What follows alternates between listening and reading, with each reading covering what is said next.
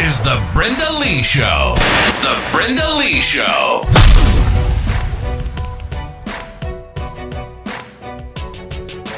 Hey, welcome back to the Brenda Lee Show. Today, I want to give you one of the coolest, most critical success hacks on the planet. Okay.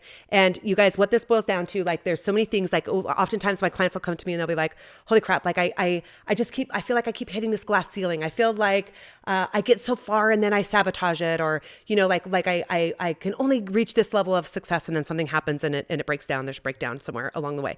Okay. And here's the reality. You know what that boils down to? It boils down to belief in yourself. Okay. So often we are told by, we've got all the conditioning. We call it the conditional gap when I'm doing my leadership training. We've got social conditioning, parental conditioning, school conditioning, and religious conditioning. Those are the 4 pillars of the conditional gap. And what happens by the time we're age of 7, we are basically told what we are to be. We're conditioned by all of those elements of what we should be in society, how we should operate, how we should present ourselves, the way we should behave, how we should deal with our emotions, all of that, right? We're told all that, and we have been conditioned. By the time we're 7, our neural pathways in our brain are pretty locked and loaded in that regard, and they're pretty set up, okay? Now, the cool thing is we've got neuroplasticity. We know that now, that we can change that. They used to think that our brain, once we turned 35, like, it was like, oh, you're just kind of stuck with who you are. Like, you can't change your brain, and that's just not true. Neuroplasticity means that you can change those neural pathways in your brain until literally the day you die, okay? So cool thing about all that conditioning is that you can change it, okay? You can decide what you want it to be. And oftentimes as we're raised, and it might not be the intent of the person who had done it, but we absorb some of the things that they say, as far as like, you're never going to amount to anything, or you suck at drawing, or you know, like, you're terrible at following through on things. Or I just was dealing with this with a client where her parents told her, like, you're a terrible finisher. You never finish things. And she was like, what the crap? So she really struggled with this in her personal life. She was able to overcome it in her professional life, but in her personal life, she couldn't wrap her head around it. She's like, I do suck. I don't finish things. And this is terrible. And this is a huge hole for me. And I was like, or how about you reframe? Like, this is like step number 1, always reframing. Always work with my clients on reframing, where we say, how about you say instead, because why do you think you guys, you know, like, okay, why do you think we do reframing? There's a reason. We do reframing because the brain is what? You guys should know this by now. The brain's a goal achieving machine. It will achieve the goal that you give it to. That you give to it. Okay. So if you say, I am not a finisher, your brain's going to be like, okay, we're not finishers. So all those projects, you've almost given yourself permission to not finish. You've given yourself permission to not finish and to not follow through on the things, and to become this identity. You start to identify with a non-finisher. Okay. And that's not where you want to be, I assume, or you wouldn't be here listening to this, right? You want to be able to follow through, and you want to be able to shift things. So now here's a crazy caveat with the brain. You can't lie to it either. This is why positive affirmations drive me crazy. They absolutely drive me crazy, because if you say, I'm a good finisher, and you walk around all day saying, I'm a good finisher, I finished everything, blah, blah, blah, blah, blah. Your brain is going, liar, I know you are not a finisher. I know that you did not finish that project yesterday. I know you didn't finish your to-do list. I know you didn't follow through with that client. I know you didn't finish this, and this. And your brain is going, liar, liar, liar. And then subconsciously, what that's doing is reaffirming the fact that you're not a finisher. Okay. So what you have to do is you have to reframe. So we're going to change the statement to say, I'm learning to be a good finisher. Okay. I'm learning to love being a good finisher. However you want to say it, right? But you're going to reframe and you're going to restate. Okay. What that does now is the brain is like, okay, we can buy this. She had a talk with Brenda, and she's learning how to reframe things. She's learning how to finish. She's remembering all the times that she has finished things, right? And how she's totally capable of doing this in the business world. So it's clear she's a finisher. So the brain starts kind of computing in the subconscious portion of your brain. We don't even realize our brain's doing this. And it starts putting the pieces together saying, she could be a finisher. It's possible for her to, she's learning to be a finisher. Maybe this could happen. Maybe this could be a game changer for her, right? And then now, if you want to take that even a step further, you do visualization along with your positive affirmation, right? But you're visualizing yourself completing a task. And here's the caveat. Here's the key. Your brain doesn't know the difference between reality and imagination when emotions are involved. Okay. So think of like a nightmare. Think you wake up in the middle of the night, the bear is chasing you. You wake up, you're out of breath, your palms are sweaty, your stomach's in knots. You thought you were just fleeing for your life, and you're running in your mind, and your body is physically responding to that. Well, why is your brain doing that? Because fear is involved. We don't want to die by the bear, right? So emotions check in, emotions engage. Now the brain doesn't know the difference between imagination and reality. Same thing when you're shifting some things in your life that you want to change. When you say, I am a good finisher, what I want you to do after you've done your reframing, step 1 is to reframe. Step 2 is to step into the visualization and feel what it feels like to have actually finished the project. What does it feel like to you to be accomplished at being a finisher? What does it feel like to scratch that off your to-do list and say, I finished that, right? Like, what does that feel like? And you can apply this to anything and any goal in your life that you want. What is it going to feel like when you achieve that? Okay, now your emotions are bought in, and the brain doesn't know the difference between imagination and reality. And because the brain is a goal achieving machine, your brain now will do whatever it takes to get to that goal, to be a finisher. Does that make sense, you guys? So the fact is, though, is like the challenge that happens is we don't believe we can actually have that success. We don't believe we can actually be a finisher. We don't believe we can actually reach that financial goal. We don't believe we can actually have that job. We lack belief in ourselves. And a lot of what that boils down to is self-worth.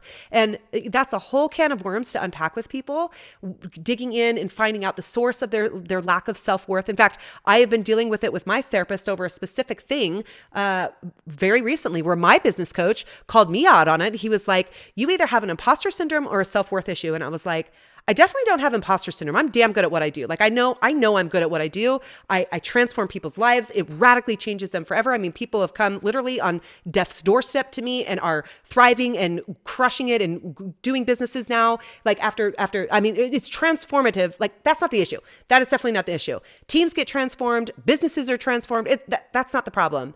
And it was a self-worth issue. And we had to really unpack and dig in and find out the core of that, right? And so that does take somebody who's skilled to really uncover it. And for me, I was so frustrated with myself because I was like, I teach this, I uncover other people's self-worth issues. Like, why can't I figure it out with my own self? Well, here's the reality, you guys. If you are hiring someone as a coach or leader or trainer, and they don't have a coach that is far above them and beyond what their level is, something is wrong. Something is wrong. Every good coach has a good coach. We cannot see the forest through the 6-foot wide redwood tree that's right in front of our face, right? I couldn't see my own holes in my own life, even though I do all this and train and do it for other people. I couldn't see it because I'm too close. I was too close to it, right? The tree was right here and it was blinding me, and I couldn't see the whole forest. I couldn't see the big picture. That's why when you hire a third party, that's honestly why teams, when we do a full survey whenever we do the leadership training with Modig Leadership with one of my companies, when we go do that leadership training, we send surveys out to everybody who's going to participate, everybody who's in that room. They all get the survey, and there's a litany of questions, right? And every question is like, rate it 1 to 10, and now give me a description of why. Tell me, explain to me why, right? And I always explain to the teams, the more information, and my clients actually, the more information you give me, the more I can help you, right? If you withhold information from me, I can't help you. If I can't help something I'm unaware of, right? But if you tell me, now I can put the puzzle pieces together, I can see the whole picture. And now I can get in there and I can help you. Okay. So when we do that, like I said, with those surveys, when they come back and I put all those puzzle pieces together, oftentimes the companies will be like, oh my gosh, like, I didn't realize that this was an issue within our company. I was like, of course you didn't. Of course you didn't. You're too close to it, number one. And number two, when you hire a third party outside of the organization, it's safe. It's safe. That's why, like, with people immediately, I mean, client after client, they're like, well, I don't know what it is about you, but you're just so safe to share everything with. Well, part of that is because I share everything with you. I am vulnerable. I am transparent. I am open. I pull my skeletons out of my closet and I deliver them on a silver platter so that you can see that I'm human too. I have all kinds of issues in my past, in our history. There's things that I still struggle with. There's all kinds of, right? Like, we've all got crap. But the reality is that when you bring somebody in third person, you're now more willing to share the details that you wouldn't tell your boss. Because if you're going to tell your boss, like, actually you suck as a leader, you might get fired. So you're not going to tell that person. But when I come in as a third party, it's now safe, right? And you can share that with people. And so it's really important, you guys, that you've got someone in your life that you can share and be safe with and have that perspective where they're going to say back to you, right? Like, I see that you're limiting yourself in this area with whatever it might be, whether work, professions, like personal life, whatever it might be, you're limiting yourself here. What's going on for you? Like, let's unpack that. Let's tell me more about that. Like, let's uncover and let's really dig deep to really discover what in the crap is going on that's inhibiting you. Okay. So what that boils down to, like I said, is a lack of belief. And listen, this was really difficult for me. I was raised in a legalistic religion, and it was very much it was gospel. Like, everything that they taught was just law. Like, it was a non-negotiable. And if you deviated from it, in fact, I got in trouble in a class and because I asked too many questions. I was asking questions. I was like, I don't understand. Why? Well, this doesn't make sense. Well, that's not in the Bible. This, that, and the, da, da, da. And I got in some serious trouble for doing that. I don't want to disclose, whatever, because everybody, to each your own, everybody's got their own deal and you do your own thing. But for me, it wasn't a fit. And I was asking questions and I was like, this doesn't make sense. And so the bottom line is, when we're inquisitive and we're conditioned and we're, oh, could you try? Siri wanted to chime in with us, you guys. I just lost my train of thought. We're conditioned by these religions, or whatever it might be, by your parents, or whatever it might be that you're experiencing, of how we're supposed to behave, of how we're supposed to look at ourselves, how we're supposed to believe about what we're supposed to believe about us. So when that happens, we've got to undo that conditioning and start kind of taking inventory of your life. Like, a way to do this is I have my clients do the like literally, it's a self-inventory of the things you think you can't do. Start writing down the things you think you can't do. That's going to give you a really good indication and insight into what you are not believing that you're either worth having or capable of doing. So like I said, having belief in yourself, we are capable of doing everything and anything we freaking want to, right? Like, absolutely capable. There are people who are paraplegics who can go run a marathon. Like, they do whatever they have to. They get the equipment necessary. They get the medical devices necessary. They get the software, the engineering. They do whatever it takes. I mean, it's just insane to me. It's insane to me what people are capable of overcoming, because they have the belief that they can. I was listening to a podcast here recently, and there was this guy who was he got paralyzed on the football field. Can't remember who it was. It was Ed Milet's podcast. Love Ed Milet. You guys should listen to him. He's fantastic.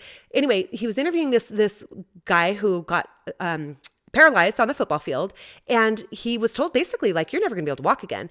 And his mom fiercely protected him in that hospital room and would not let anybody in there that was negative, that would say to him or affirm in any way that he was incapable of being able to walk again. Guess what? Dude's walking again. In fact, if I remember correctly, he even tried out for football again. I mean, it was crazy, right? Like, that's just insane to me. But when we have the belief, because the brain is a goal achieving machine, and where our focus goes, our life goes, when we have the belief about ourselves, then we're capable of doing anything, you guys. So write down the things you think that you're incapable of believing, that you can accomplish. Reframe those. Start to visualize yourself feeling what it feels like that you've already accomplished that goal, and go freaking change your life. Blow through those glass ceilings that are holding you back. Blow through those limitations that have got you restrained and constrained, and get rid of the people in your life that don't believe in you. Do not hang out with people that don't believe in you. Just don't. Just freaking don't. Just do me a favor and don't do it. If people don't believe in you, peace out. I am psycho about who stays in my close circle. I am ridiculously I talk about fiercely protecting that mama with her son in that hospital room. I fiercely protect my close circle. People who are in my close circle are people who believe in me, who I can believe in them, who we are operating at a different level. We're operating at a high standard, and we really choose to live our life differently than most people. We just do. We just choose to live it differently. And we have huge, big, hairy, audacious goals. We just do. And it's safe to be able to share that with them, because their ego doesn't get in the way and say, oh, well, I'm not doing that, so you can't do that, right? Like all other people's issues and despondent remarks to you, it's just their insecurities coming back, you guys. Like, and we'll do that in an episode about like not picking up people's backpack. It's one of my clients' favorite tools, but we'll talk about not picking up a backpack. In fact, maybe I'll get done here and we'll do another one real fast about the backpack. So with that all said though, get belief in yourself, start to feel what it feels like to accomplish these goals, reframe however often you have to. Don't let that 2 a.m. negative Nancy voice pop in and chime in and tell you what a piece of crap you are. Take control of the car. I always say either your emotions drive you or you drive them. That's emotional regulation, is you driving your emotions and you making sure that you're the boss of them so that you can get past this lack of belief. You can get past the self-doubt, past the imposter syndrome, let me tell you this real quick story. I was dealing with this corporate, with his team. No, excuse me, not this team. I was speaking to, it was like it was a networking group. It was a high upper level networking group. And I was having this conversation and there was, everybody in there had businesses. And one of them, she even had like a $66 million business, right? Like they were very successful business. One was a $30 million business. In fact, he became a client. And this gal, she was trying to get to $1 million. She's like, I just want to have $1 million. I want to get to $1 million revenue a year. And it was so cute because she was really careful. She's like, she didn't really want to share this information. And then she was going on and on of all the reasons why she couldn't be $1 million. Like she didn't deserve to have $1 million company. And I said, hold on.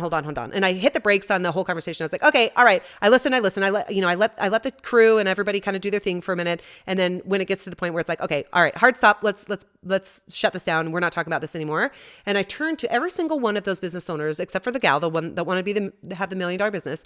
And I said, have you ever felt like an imposter? And the gal that had the $60+ million business had a ritual that she did before she crossed the threshold of her office every single day. Cause she's like, until I had this $60+ million business, I only had a $50 million business. I don't know how to run a $60 million business. And you guys, the reality is anybody with a goal, anybody that has a goal means they haven't achieved it yet. Right. So this imposter syndrome crap is just not real. I just want to like throw that out there. It's just imposter syndrome's not real. You have a goal, you haven't achieved it, and you get to learn how to get there to get it done. Okay. And so long and the short of it, a year later, she had $1 million company and she's still crushing it and she's doing great. But we had to work through that, right? And she had to see that all these other companies, these business owners who were highly successful, they still had imposter syndrome themselves, even still, right? Or like they were thinking, every day, I'm not quite certain how to run this business. Okay. So get the belief in yourself, surround yourself with people who believe in you, reframe your stuff, feel what it feels like, and go crush your life. Go crush your life. If this is helpful for you, if you know someone that you could benefit from this, then share the podcast. Subscribe to our YouTube channel, comment on it. If you've got questions, put questions in there. We see the comments on the YouTube channel, and we'd love to engage with you and interact with you and see how we can continue to support you the best way possible. So thank you so much for being a part of this community. We love our audience. We love our people. You are why I'm here. You are why I do what I do, because I just love being able to give back and serve through all the crap and trials and tribulations that I've been through. It would all be all for naught if I wasn't able to share my wisdom and my skills and tools that I have learned along the way to help me and my family get through to the other side as well. So, all right, with that said, peace out, have a great day, and we will see you on the next episode.